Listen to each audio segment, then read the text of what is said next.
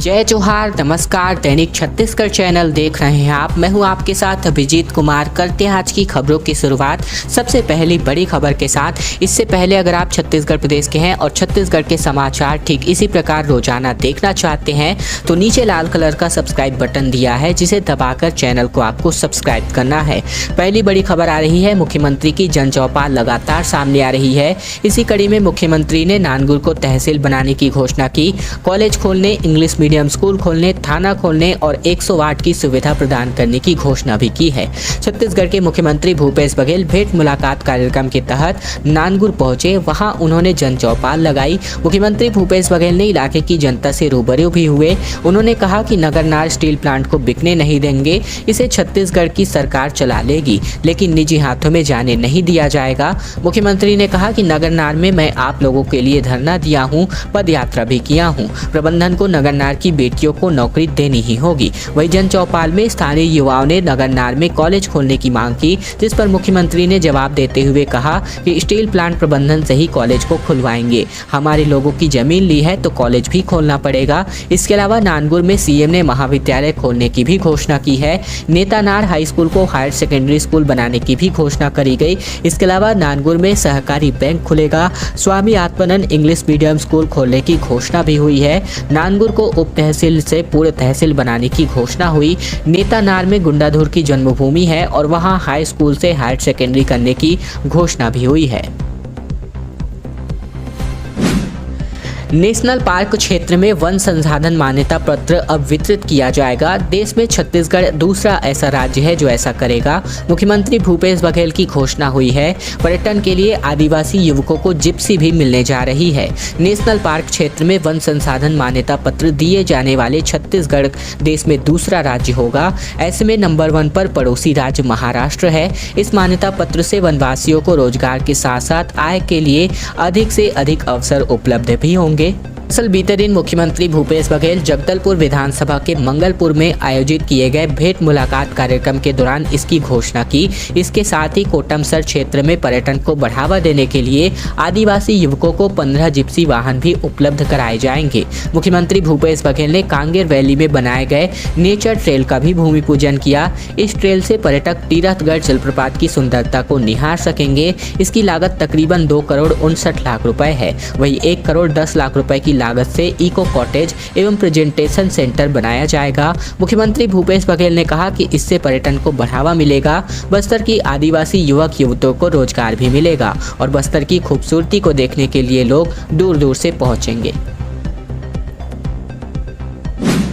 रोहिणी नक्षत्र में सूर्यदेव पहुंच चुके हैं और इस वजह से 2 जून तक नौतपा की गर्मी होगी। मौसम विभाग ने भी तापमान वृद्धि की बातें कही हैं। दरअसल सूर्यदेव का रथ रोहिणी नक्षत्र में प्रवेश कर गया है। इससे के साथ ही अब नौतपा की शुरुआत भी हो चुकी है। ज्योतिष में मान्यता है कि इस समय सूर्य और पृथ्वी के बीच की दूरी सबसे कम होती है।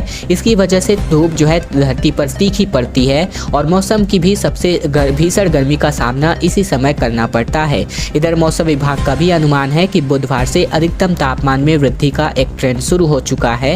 रायपुर स्थित महामाया मंदिर के पंडित का कहना है कि नौतपा साल के 9 दिन होते हैं जब पृथ्वी सूर्य के सबसे नजदीक रहता है। इस कारण से इन 9 दिनों में भीषण गर्मी पड़ती है और इसी कारण से इसे नौतपा कहते हैं। अब बात करें तो यह संयोग तब बनता है जब सूर्य 15 दिनों के लिए रोहिणी नक्षत्र में आते हैं। उन 15 दिनों के लिए पहले 9 दिन सर्वाधिक गर्मी वाले होते हैं, इसीलिए इन्हें शुरुआती 9 दिनों को नौतपा के नाम से भी जाना जाता है। यदि इन 9 दिनों में किसी भी प्रकार की बारिश ना हो और ना ही किसी प्रकार की ठंडी हवा चले तो यह माना जाता है कि आने वाले दिनों में अच्छी बारिश होगी। इस बार 25 मई से लेकर 8 जून तक सूर्य रोहिणी नक्षत्र में रहने वाले हैं। ऐसे में शुरुआती 9 दिन यानी कि 2 जून तक का समय नौतपा माना जाएगा। इस समय मौसम विज्ञान केंद्र के वैज्ञानिक HP चंद्रा के मुताबिक प्रदेश के अधिकतम तापमान में विशेष परिवर्तन की संभावना नहीं है, लेकिन अधिकतम तापमान में वृद्धि का ट्रेंड शुरू होने की संभावना बन रही है।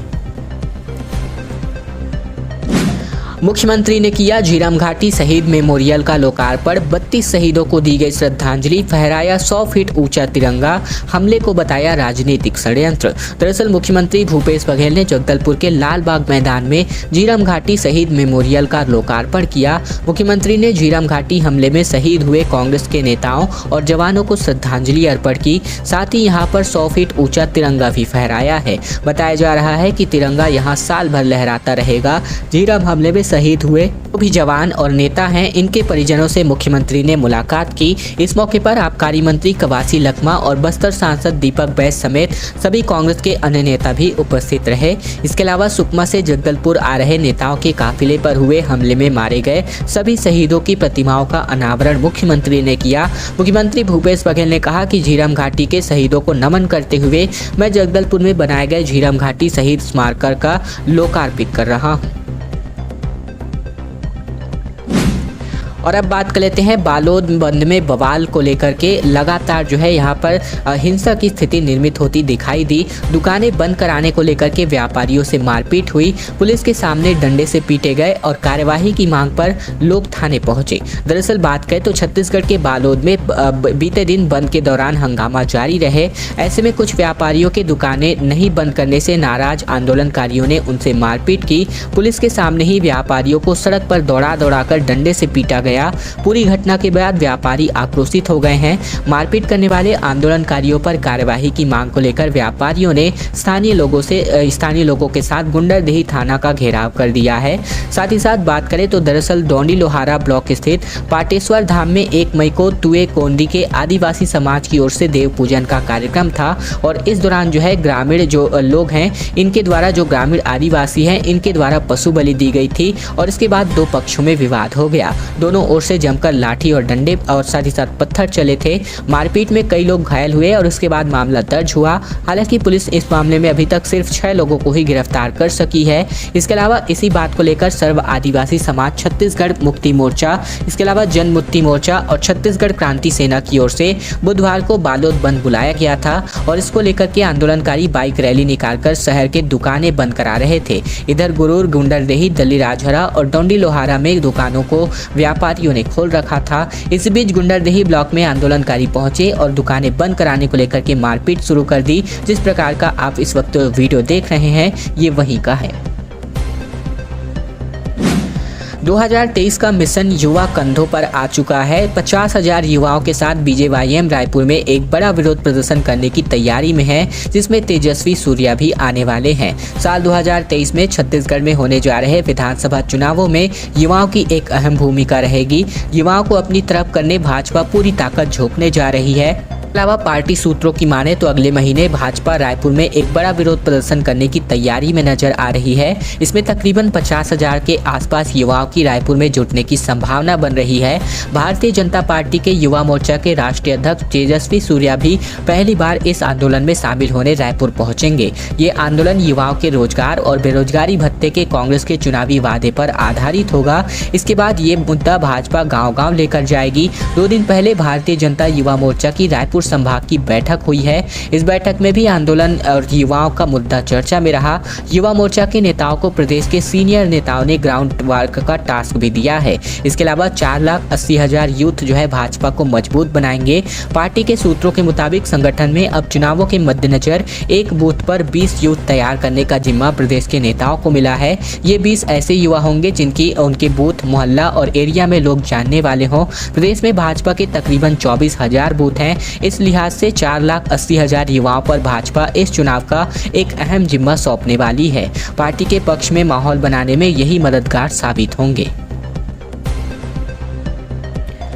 डैम में ओवरफ्लो हो रहा है राखड़ और फसलें हो रही हैं चौपट। कई लोग जो है बीमारियों का शिकार हो रहे हैं, जबकि कई गांव जो है प्रभावित हो रहे हैं और एनजीटी की टीम पहुंची हुई है। लोगों ने यहां पर अपनी समस्याएं भी गिनाई हैं। दरअसल बात करें तो एनटीपीसी पावर प्लांट का राखड़ डैम में ओवरफ्लो हो रहा है। इससे हल्की हल्की हवा चलने पर राख का डस्ट गाँव की ओर उड़ता जाता है। वही डैम में ओवरफ्लो होने के कारण डस्ट अब खेतों तक भी पहुँच रहा है, जिससे उपजाऊ जमीन की फसलें चौपट हो रही हैं। राख के डस्ट से लोगों को अस्थमा जैसी बीमारियां भी हो रही हैं। कुछ इस तरह की शिकायतें ग्रामीणों ने नेशनल ग्रीन ट्रिब्यूनल यानी कि एनजीटी की टीम से की है। सुप्रीम कोर्ट ने एनजीटी को प्रदूषण फैलाने वाले पावर प्लांट्स पर राखड़ के रखरखाव और उसकी उपयोगिता को लेकर ग्रीन ट्रिब्यूनल को जांच कर रिपोर्ट प्रस्तुत करने का आदेश दिया है।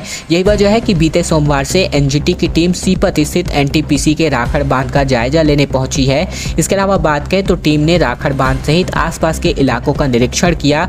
वहीं बुधवार को टीम ने प्रभावित ग्रामीणों से चर्चा की और उसकी समस्याएं भी सुनी है। निरीक्षण के बाद अपनी रिपोर्ट एनजीटी तैयार करेगी। दरअसल बताया जा रहा है कि एनटीपीसी में उत्पादन और कोयले की खपत के साथ ही राखड़ बांध के रखरखाव और साथ ही साथ वेस्ट मटेरियल की उपयोगिता को लेकर एनजीटी की टीम निरीक्षण कर रही है। इस दौरान ग्रामीणों को होने वाली दिक्कतों की भी जानकारी ली जा रही है और अब टीम निरीक्षण के आधार पर अपना रिपोर्ट तैयार करेगी, जिसे सुप्रीम कोर्ट में पेश किया जाएगा।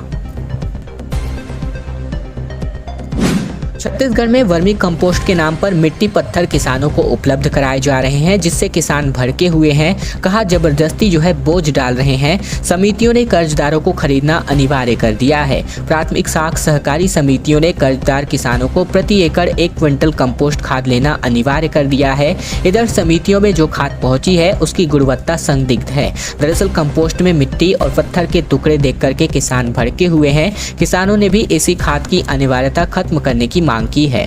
कंपोस्ट खाद लेने के लिए गरियाबंद की बेलटुकली सहकारी समिति पहुंचे किसान खाद देखकर हालात देखकर नाराज हैं। स्थानीय किसान और अखिल भारतीय क्रांतिकारी किसान सभा के राज्य सचिव तेजराम विद्रोही ने बताया कि खाद लेने से पहले उन लोगों ने खाद रखी जगह पर जाकर गुणवत्ता देखी। उसमें कंपोस्ट के नाम पर महज मिट्टी और कंकड़ भरा हुआ था और इसी प्रकार के हालात प्रत्येक जो कंपोस्ट खाद है उसी में लगभग देखने को मिल रहे हैं और इसे लेकर के ही भाजपा ने विरोध प्रदर्शन शुरू किया है।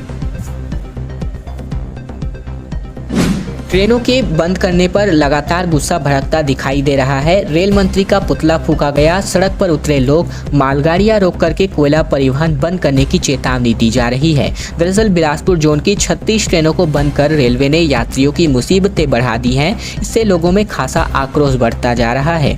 नाराज छात्र युवा नागरिक जोन संघर्ष समिति के बैनर तले लोगों ने तारबहार चौक में केंद्रीय रेल मंत्री अश्विनी वैष्णव का पुतला फूंका और बंद की गई ट्रेनों को शुरू करने की मांग करी गई। आरोप लगाया गया कि केंद्र सरकार जानबूझकर कोयला परिवहन के नाम पर इस तरह ट्रेनों को बंद कर रही है। उन्हें पूंजीपतियों को फायदा पहुंचाना है। समिति के पदाधिकारियों ने ट्रेनें बहाल नहीं करने पर रेल रोको आंदोलन कर कोयला लदान रोकने की चेतावनी भी दी है। पिछले 2 महीने से लगातार ट्रेनों को रद्द किए जाने की वजह से पीक सीजन में यात्रियों की परेशानियां बढ़ रही हैं, जिसे देखते हुए लगातार विरोध प्रदर्शन भी किए जा रहे हैं। शहर के साथ ही अब ग्रामीण इलाकों में भी लगातार विरोध प्रदर्शन कर रेलवे जोन के महाप्रबंधक को ज्ञापन सौंपकर ट्रेनें शुरू करने और स्टॉपेज बढ़ाने की मांग की जा रही है।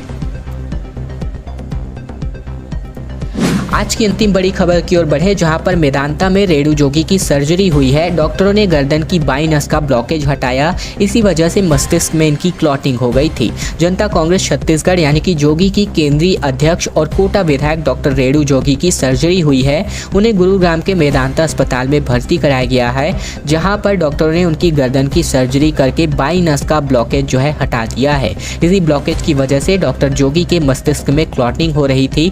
बताया गया कि मेदांता अस्पताल के इंटरवेंशनलिस्ट न्यूरोलॉजिस्ट विभाग के अध्यक्ष डॉक्टर गौरव गोयल ने लगभग 4 घंटे चले ऑपरेशन के दौरान रेणु जोगी की गर्दन की बाईं नस यानी कि करोटिड आर्टरी के लगभग 70 से 90% ब्लॉकेज को हटा दिया। इसके कारण उनके मस्तिष्क के बाएं निचले हिस्से यानी कि लोअर लेफ्ट पायरेटल लोब में लगभग 17 मई 2022 को एक माइनर स्ट्रोक आया था, जिसकी वजह से उन्हें अस्पताल में भर्ती कराया गया था। दोस्तों, आज की खबरों का सिलसिला बस ये तक का था।